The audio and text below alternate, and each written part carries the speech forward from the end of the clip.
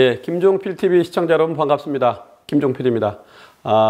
김종필TV가 내일신문과 함께 국회 상임위원장 릴레이 인터뷰를 진행하고 있습니다. 오늘은 수많은 국회 상임위 중에 아마 상임위 이름의 풀네임도 길고 그만큼 우리 국민 민생과 폭넓게 밀접하게 연관된 상임위원회 위원장님을 모셨습니다. 이계호 농림 이렇게 됩니다. 정확한 풀네임은 국회 농림축산식품해양수산위원회 이계호 위원장님을 박수로 환영하겠습니다. 뭐 접으셔도 되고 이 카메라 이쪽 두 군데 보시면 되고요. 최근에 이제 국정감사가 21대 국회 첫 국정감사가 뭐 하여간 국민들 일각의 비판도 적지 않습니다만은 어쨌든 국정감사 하느라고 이제 되게 전력 투구하셨고 또 바쁘신 중에도 시간을 내주셔서 고맙습니다. 고맙습니다. 네, 먼저 이제 우리 구독자들, 시청자들을 위해서 안내를 하면, 우리 국회 이제 축약을 해서 약칭으로 농해수위라고 많이 합니다. 농해수위의 이제 소관 부처, 그러니까 이제 피감 기관이라고 보통 국정감사 기준으로 보면 이제 얘기하는데 부처가 5개나 됩니다. 농림축산식품부, 해양수산부, 농업진흥청, 산림청, 해양경찰청이 있고요. 농림축산식품부 산하의 공공기관이 저희가 이렇게 헤아려 보니까 22개나 됩니다. 22개밖에 안 되던데. 예, 예. 그다음에 국정감사 계산기관은 75개 기관. 그 다음에 이제 해양수산부 산하 공공기관 및 유관기관은 이제 18개. 뭐 한국마사회, 한국농어촌공사, 우리 일반인들 잘 모를 수 있는데 또 이제 뭐 부산항만공사 등 이렇게 있습니다. 그래서 이제 하여간 애쓰셨고요. 또 전에 농림식품수산부 장관을 식품부 장관도 역임하셨습니다. 그래서 우리 국민에 대한 걱정 또 나라의 살림을 앞으로 어떻게 정치적으로 역할을 잘 하실 건지 허심탄회한 말씀을 시작하도록 하겠습니다. 그래서 질의 요지를 미리 드렸고요. 정치 현안 또 뭐 정책 현안 뭐 또 보면 이제 우리 이계호 의원님, 이계호 위원장님의 뭐 정무적 사안에 대한 친솔한 소통을 시작하겠습니다. 먼저 이제 위원장님도 잘 아시지만 문재인 대통령 지지도 또 더불어민주당 집권 여당의 지지도가 높습니다. 근데 이제 이 지지도의 배경이 스스로 잘해서라기보다는 대안 세력이죠. 이제 제1야당이 좀 신통치 않다. 역량이나 정책 행태가 좀 국민들 공감을 덜 얻는 부진한 상태라는 분석이 많습니다. 자, 그러면 여당이 그런 어떤 개혁의 성과나 국민들이 만족할 만한 정책을 잘 펴야 되는데 이런 부분은 적다는 얘기와 이제 일치하는 거잖아요, 맥락은. 그럼 여당은 앞으로 어떤 부분에 역점을 두고 정치를 펼쳐나가야 된다고 보십니까? 오늘 아침 문재인 대통령 그리고 민주당에 대한 여론조사, 정치권 여론조사를 보니까 뭐 여전히 이 집권 4년차의 대통령 치고는 굉장히 높은 지지율이라고 볼 수가 있는 거죠. 과거에 비해서. 과거 다른 정부에 비해서. 이제 그러면 민주당과 문재인 대통령이 비교적 그 높은 지지율을 유지하는 이유 여러 가지가 있습니다만은 방금 팀장님 말씀을 주셨던 뭐 대안 세력의 문제도 뭐 없는 건 아니죠. 그러나 이제 본질적으로는 문재인 대통령의 기반 자체가 탄탄하다고 생각합니다. 지지 기반이 두 축인데 한 축은 소위 친노로 대표되는 우리 민주당의 전통 지지층 여전히 문재인 대통령에 대한 큰 사랑을 좀 주시고 계시고 또 호남 유권자 제가 뭐 호남 출신이기 때문에 이제 아무래도 직접 늘 피부로 접촉하지 않습니까? 호남 유권자들의 변함없는 정말 문재인 대통령에 대한 지지와 사랑 이제 그게 똘똘 뭉쳐진 것 이게 상당히 그렇습니다. 그래서 호남이 25%, 민주당 그 전통 아주 그 골수라 그럴까요? 뭐 그분들의 20% 정도. 그래서 45% 수준은 거의 박스권이라고 저는 생각을 합니다. 앞으로도 뭐 임기가 끝나는 날까지 지속적으로 유지가 될 것이고 그 지지율이 결국은 이 정권 재창출에도 가장 원동력이 되지 않겠냐 이렇게 보고 있고요. 거기에 덧붙여서 뭐 우리 팀장님 말씀 주셨던 대한 세력 같은 뭐 여러 가지 문제점들이 있지 않습니까? 그런 점도 함께 상승작용을 하고요. 그러긴 하지만 그러니까 주는 아까 말씀하셨던 견고한 지지. 그러긴 하지만은 그러나 이 지지를 계속 유지해 나갈 수 있는 이제 힘이 필요한 거죠. 저는 이제 우리 지지의 바탕이 되는 그 두 가지 큰 이제 줄기 있지 않습니까? 두 기둥. 거기에서 해답을 찾아야 된다고 생각합니다. 민주당의 전통 지지층은 당연히 문재인 표 개혁 성공하기를 바라고 있습니다. 그래서 그런 측면에서 뭐 공수처법을 비롯한 사법개혁을 완수를 하고 또 아울러서 이제 공정거래 3법 현재 지금 계속 추진하고 있지 않습니까? 꼭 정기국회 내에 처리가 되어서 정말 공정하고 정의로운 사회를 만드는 기틀을 제시할 때 저는 그 지지를 꾸준히 유지할 수 있다 이렇게 생각하고 이번 가장 큰 입법 과제이고 또 당의 숙제라고 생각을 합니다. 예. 전문가들의 분석에 따르면 이른바 이제 촛불항쟁 이후에 유권자들의 흐름, 지형이 현 민주당, 그러니까 이제 민주 진보 개혁에 대한 요구와 바람이 큰 유권자들이 축이 현재 민주당 지지층의 이제 주축을 이루기 때문에 그게 이제 아주 결정적인 오류를 범하지 않는 바에는 그 페이스가 가는 게 크고 이제 그것에 화답하는 정치적 성과를 이제 문재인 대통령이 개혁을 통해서 입증을 해야 되는 게 준데 그게 이제 현재 페이스는 안정적으로 가고 있는 편이다 보시는 거고 그게 이낙연 당대표도 그 당원들이 요구하는 과제를 완수할 때 대표로서의 역량을 인정을 받는 거죠. 그렇죠. 이제 연계되어 있습니다. 그렇습니다. 어떻게 보면 문재인 대통령은 그 지지율을 바탕으로 해서 민주당 그리고 또 이낙연 이 3자가 동일체로 같이 움직여지는 걸 우리가 조사를 보면 확인할 수가 있거든요. 그런 측면에서 정말 민주당 표 개혁, 문재인 표 개혁은 반드시 완수해야 될 과제다 이렇게 생각합니다. 좀 더 적극적으로 해석을 하면 이른바 이제 국민의힘이라고 하는 제1야당의 반사이익에 기반에 의존하는 게 아니라 스스로의 실력으로 개척해 나간다. 제1야당은 이제 어떻게 보면 변수죠. 제1야당이 다소 뭐 국민들의 기대에 미치지 못한 앞에 상수고 이건 변수로 보는 정도. 우리에게 기여를 하는 뭐 그런 변수로 작용할 수 있는 거죠. 그래서 김종인 비대위원장 체제가 들어선 이후에 국민의힘은 이른바 이제 이쪽은 동진 전략을 하는 거고 저쪽은 호남으로 하는 서진 전략을 추구를 하고 있습니다. 이런 국민의힘의 호남행에 대해서는 또 호남의 대표성을 갖고 있는 입장에서 어떻게 평가를 하고 계십니까? 서진 정책이 큰 효과를 거두고 있더라고요. 아, 그래요? 왜 그러냐면 지난주인가 그 리얼미터 여론조사를 보니까 민주당이 호남에서 지지도가 53%인데 저는 깜짝 놀랐습니다. 국민의힘이 17%더라고요. 국민의힘이 호남에서 두 자리 숫자의 지지율을 뭐 제 기억에는 그렇게 가져본 적이 그다지 많지 않는데 그것도 17% 정도 수준이면 제가 그걸 보고 농담처럼 그렇게 얘기했습니다. 야, 이 호남에서 이제 앞으로 국민의힘하고도 경쟁해야 되겠구나 라는 뭐 얘기를 할 만큼 효과를 거둔 건 틀림없는 사실이고요. 또 그러한 시도는 대단히 바람직한 모습이다라고 봅니다. 국민 통합이 정말 이 시대 정신이라고 생각할 때 그런 측면에서 보면 김종인 위원장의 그러한 행보는 뭐 비교적 뭐 좋은 평가를 받아야 된다 이렇게 보고 있고요.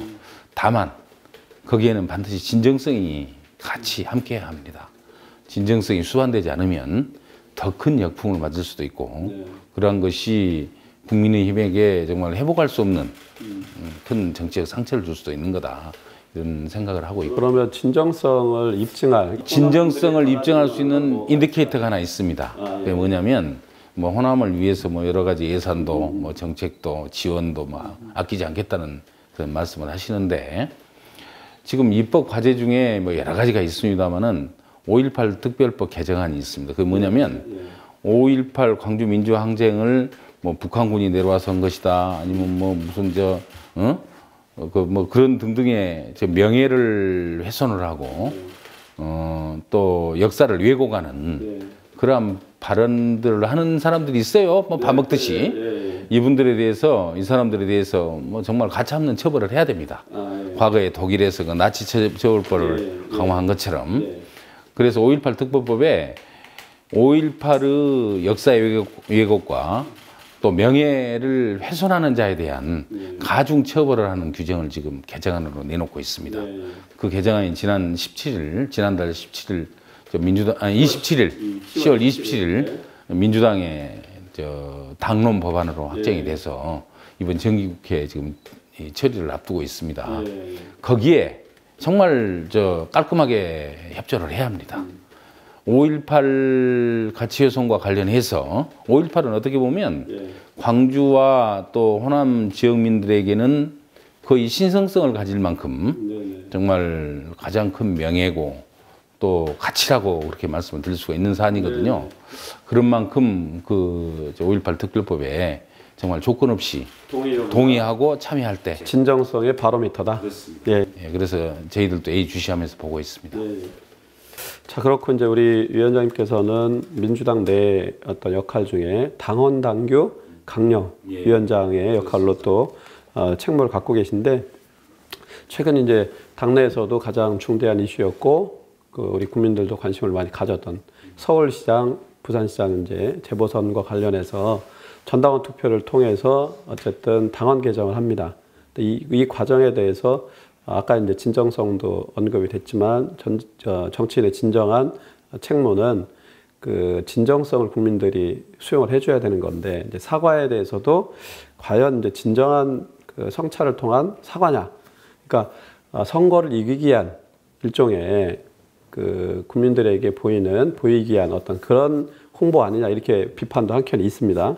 그다음에 이제 당원 투표에 유효투표 논란도 사실은 있고, 그리고 또 전에 당대표 당시 문재인 당대표가 당 혁신 차원에서 만들었던 그 당원을 개정을 하는 이런 과정을 겪었던 겁니다. 이 부분에 대한 국민들의 비판에 대해서 어떤 견해를 갖고 계시고 국민들에게 어떻게 호소하실 생각이신지요? 물어보셨으니까 이제 전부 물어보신 순서대로 답변을 드리는데, 우선 전제할 것은 이게 이제 뭐 당론이나 당의 공식적인 입장은 아니고 이 문제는 뭐 예민한 문제이기 때문에 저 개인적인 생각을 말씀을 드리겠습니다.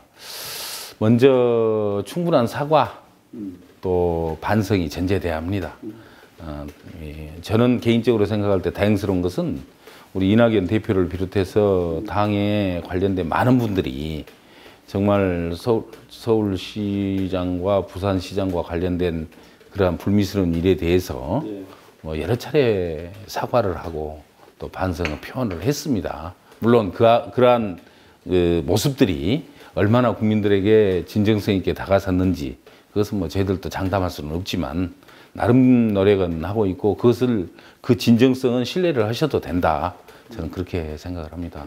그 신뢰가 입증될 수 있는 것은 그러한 일이 또 발생하냐 하지 않느냐 문제거든요.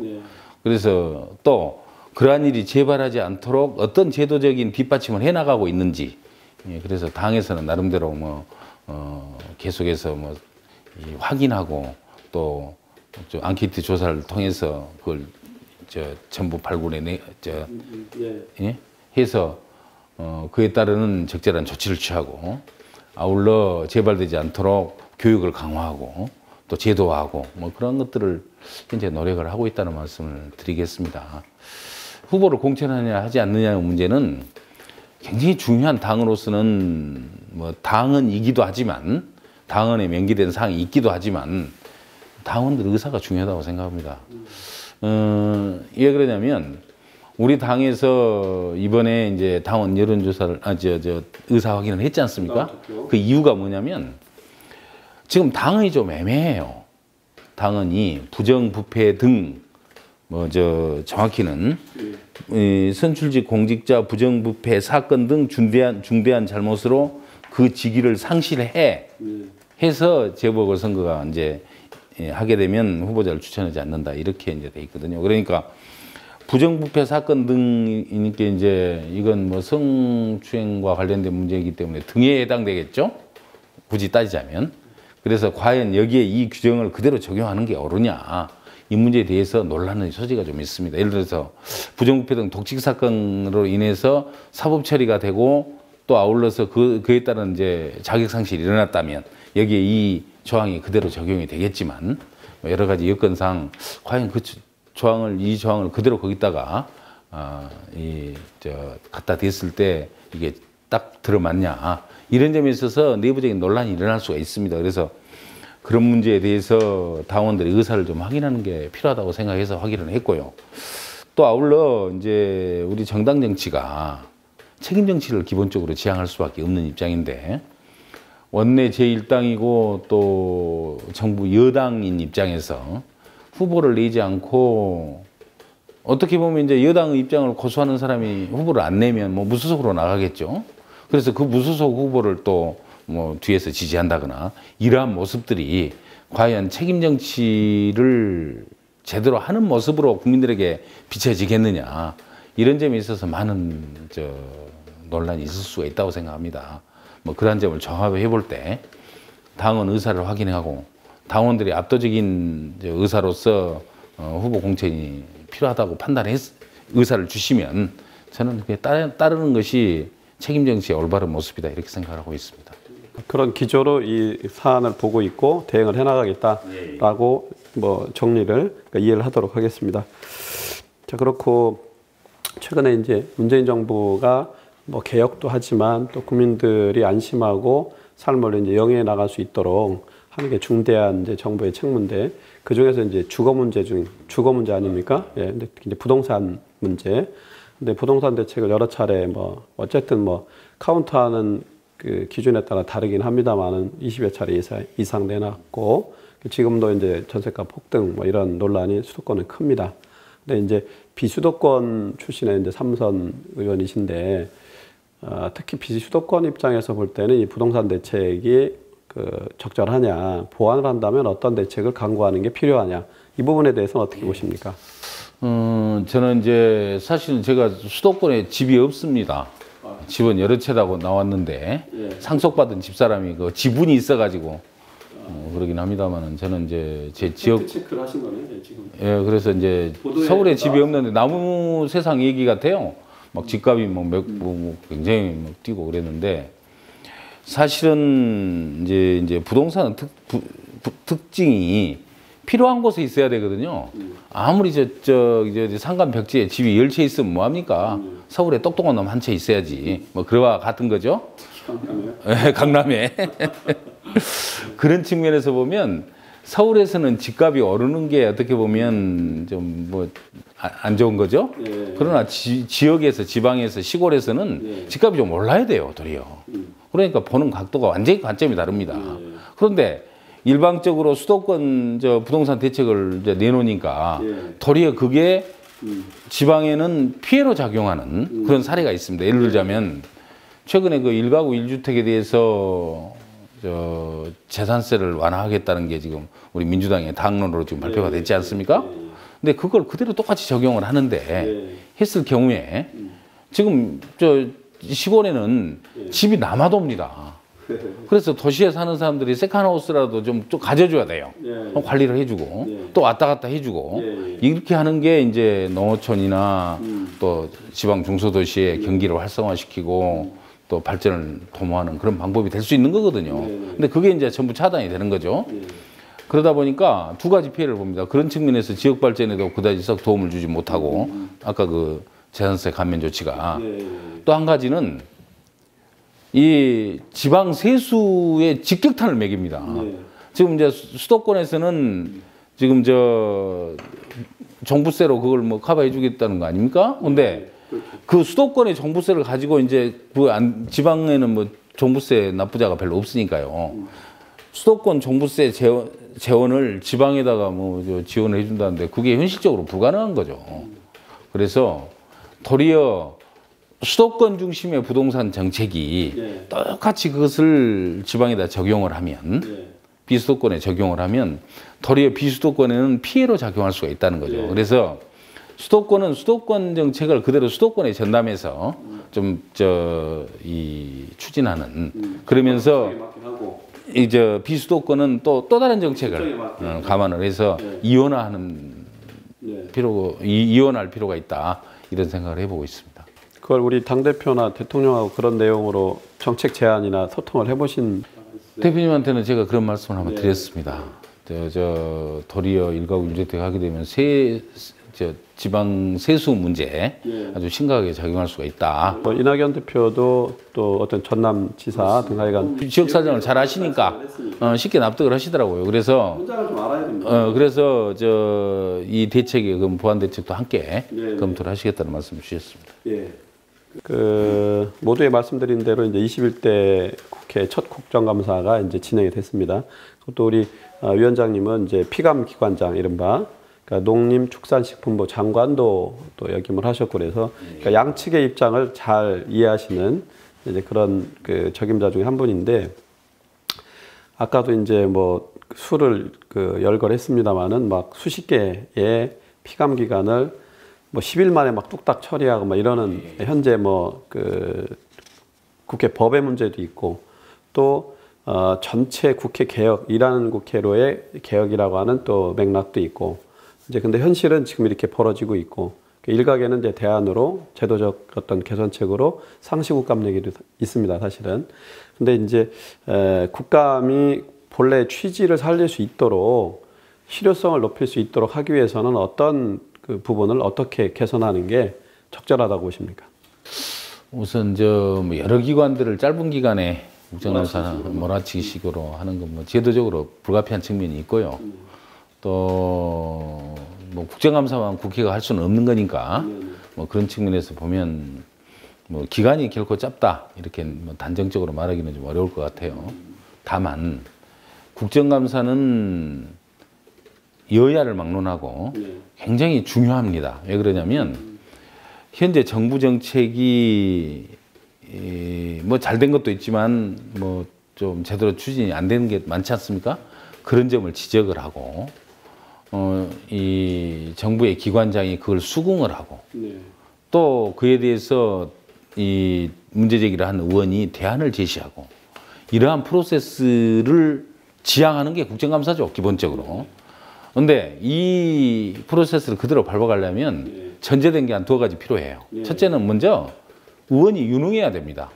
우선 현상을 정확히 간파하고 인지하고 또 대안까지 제시할 수 있는 그런 전문성을 함께 갖춰야 되는 거죠. 두 번째는 특히 야당이 국정감사를 보는 관점을 정쟁이 아니라 정책 발굴로 봐주는 정책감사로 봐주는 그러한 인식이 필요한 거죠. 그렇지 않아 버리면 이게 이제 국정감사가 추구하고자 하는 그러한 어떤 프로세스 자체가 전부 망가지는 거죠. 이건 대표적인 지금 금년도 국정감사가 그러한 과정을 거쳤다. 그렇게 저는 생각을 하고요. 그런 측면에서 저는 이번 국정감사가 제 역할을 못했다고 한다면 그것은 정치권은 무능이 낳은 참사다 이렇게 생각합니다. 그래서 앞으로 전문성을 좀 더 배양하고 또 의원들이 국정감사를 보는 관점을 시각을 이제 원칙으로 다시 돌리고 이렇게 하는 노력들이 앞으로 함께 필요하다 이렇게 생각하고 있습니다. 여당은 여당 지도부대로의 역할도 있을 테고, 근데 야당도 지도부가 이제 정쟁으로 가지 않도록 하는 리더십을 발휘해야 된다는 게 하나 있는 것 같고요. 그다음에 법안 발의도 이제 과잉 입법이라고 할 정도로 지나치게 양중심으로 쏟아내는데, 그러면 이것의 품질, 완성도 문제도 있고 그래서 말씀하신 계속 강조하신 의원의 역량, 국정감사를 수행하는 데 있어서도 그 수준을 높이려면 개인의 자발적 노력도 필요하지만 그 지원하는 기관들의 어떤 양적 질적인 증강도 필요하다. 중앙당에서 자료 제공 내지는 정보 제공 그리고 기법에 대한 교육 뭐 이러한 것들이 지속적으로 이루어진다고 생각해요. 국회 사무처내 이제 무슨 예선 정책처도 있고 입법조사처도 있고 또 의정연수원 이런 등등이 있는데 이런 부분도 좀 사실은 보강하면 말씀하신 그런 수준을 질을 높이는 데도 도움이 될 것 같습니다.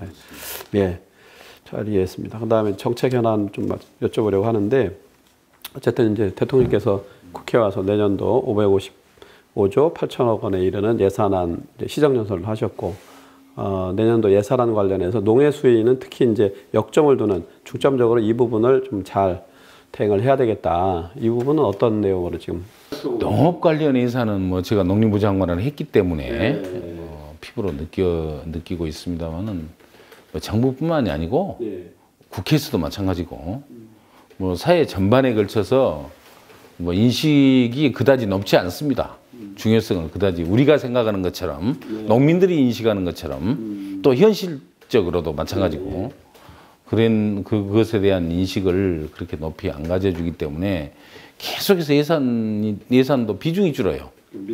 절대액은 좀 늘어날지 모르는데 다른 부분의 증가 속도에도 훨씬 미치지 못하고 전체 예산의 비중도 뭐 훨씬 떨어집니다. 예를 들자면 내년도 이제 예산안에 정부가 제출한 예산안에 이제 16조 1,324억 원이 제출이 돼 있습니다. 국회에. 그게 그러니까 금년 예산에 비교해 보면 2.3% 늘어났어요. 언론 보면 뭐 늘어났으니까 그럴싸하죠. 그러나 문제는 뭐냐면 전체 예산은 8.5% 늘어났습니다. 그러니까 터무니없이 부족하고요. 전체 예산에서 농업 예산이 차지하는 비중이 있지 않겠습니까?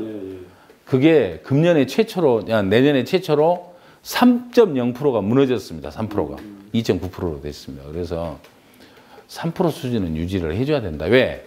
우리 농민이 대한민국 국민 중에 3%를 차지하고 있어요. 그럼 그 정도는 맞춰줘야 된다. 이렇게 생각을 하고요.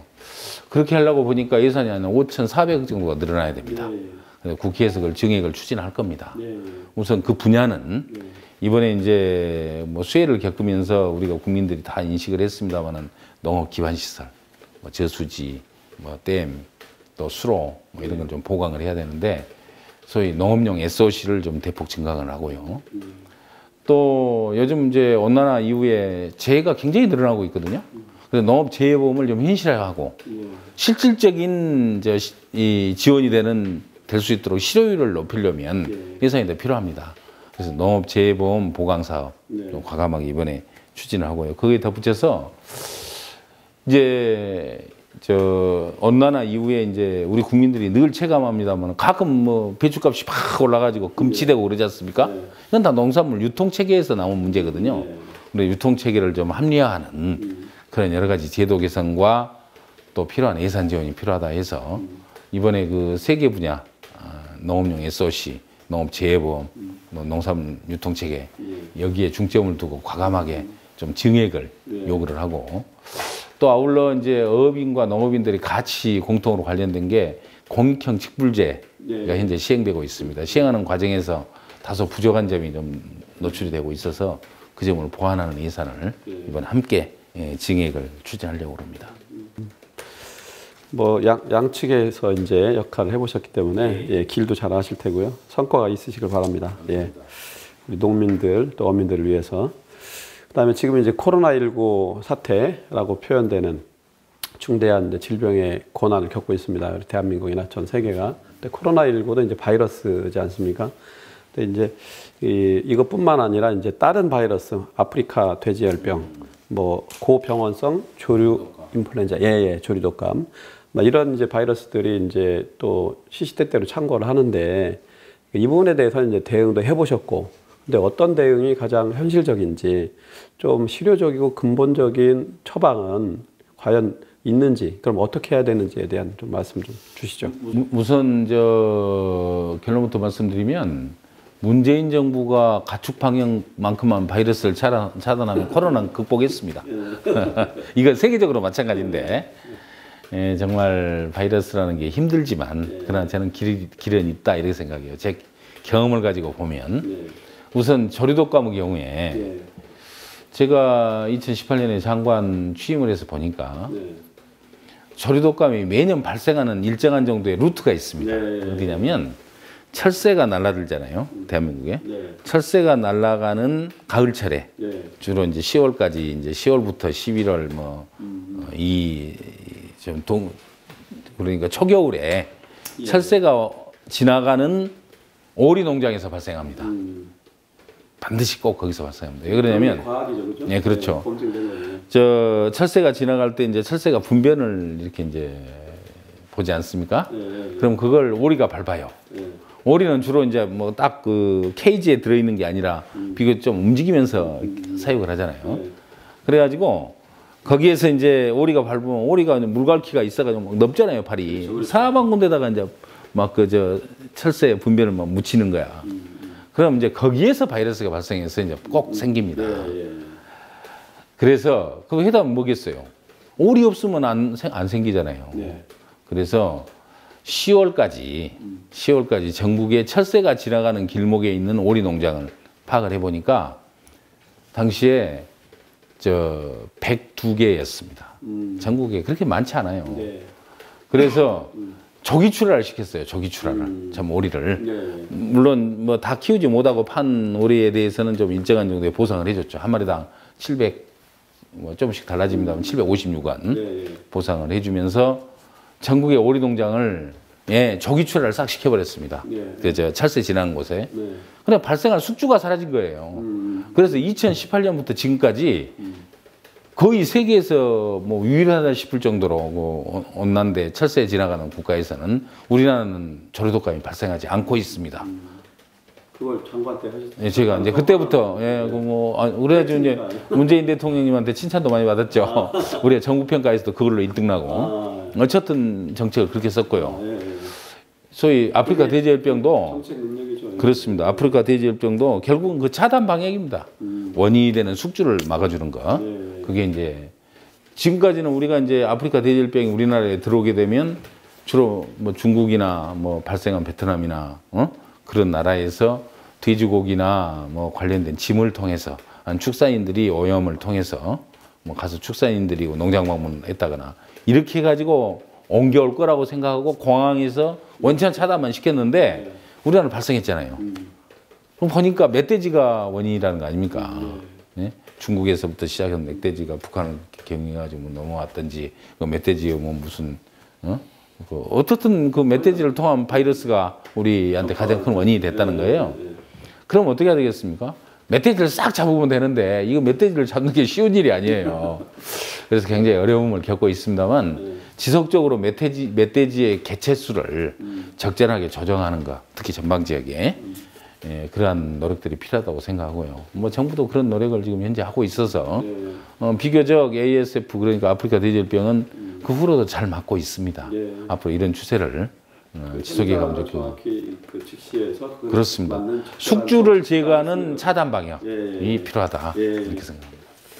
그렇고 이제 지금 이제 검경 수사권 분리가 현실화되고 있습니다. 근데 여기는 이제 그 농해 수위와 관련된 부분 이제 해경이 있습니다. 해경이 이 변화된 흐름에 이제 역할을 어떻게 잘 지키고 발전시킬 건가. 그러려면 보완이 필요한데 그 법적 제도적으로는 어떤 보완하는 대처를 해야 될지. 검경 수사권 관련해서 이제 관련된 지금 제도 개선이 일어나고 있지 않습니까? 법적 제도적 보완 장치가 똑같이 해경에도 적용이 돼야 되고요. 그래서 이제 경찰법이 개정이 되면 해양경찰법도 함께 개정을 할 계획입니다.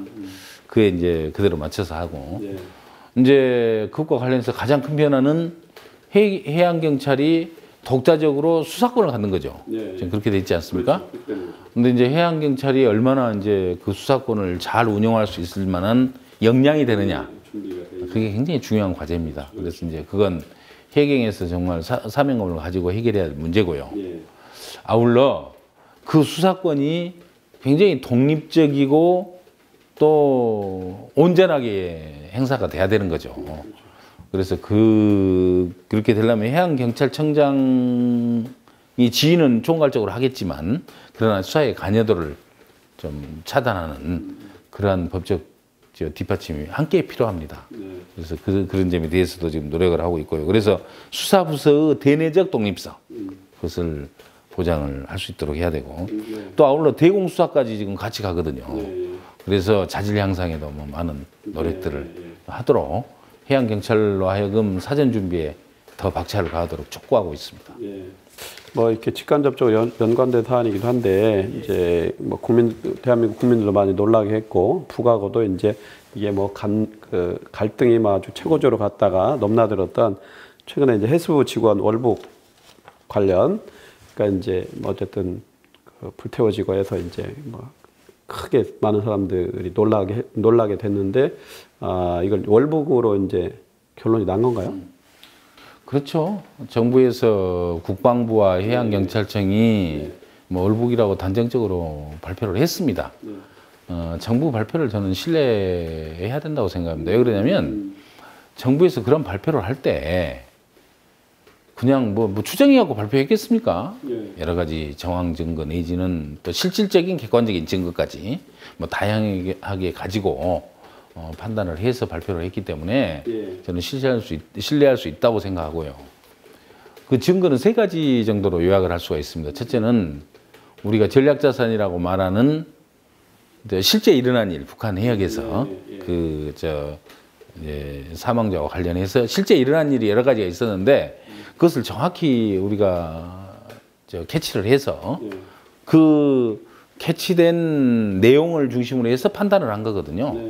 이제 그게 이제 전략사선이기 때문에 구체적으로 이제 제가 언급하기는 어렵다. 한계가 있다.